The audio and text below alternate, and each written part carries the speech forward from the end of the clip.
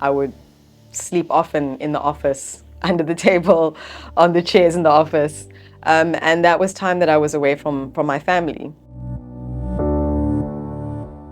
You have to try and do both well. You can't kind of, if you're going to do both, you have to just recognize that there's a way to be a mom and do it well, and there's a way to be an entrepreneur and do it well. But then alongside that, to also really think about grace and giving yourself grace, and doing that by not blaming yourself for everything that goes wrong, but also by leaning on a support network who can really help you carry the load.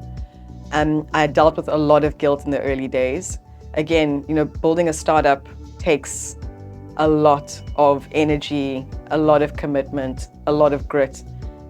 We had 16 to 20-hour days most of the time in the early days of building the company. Our kids' school actually came to us and said, you guys need to pay more attention to the kids, because we can see the impact of you not being there, and how much they miss just having their parents be present sometimes. And so we had to take a bit of a step back and think about how to structure our lives so that there was downtime, so that the laptop wasn't always open, which also becomes a signal to kids that don't approach, your parents aren't approachable, they aren't available to you.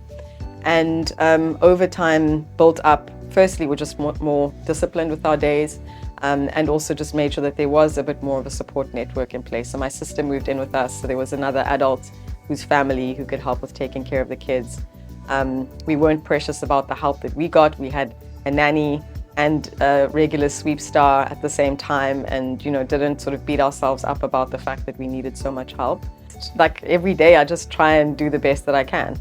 And some days I am more focused on being a mom, or some times of the day, and other days I'm more focused on being an entrepreneur.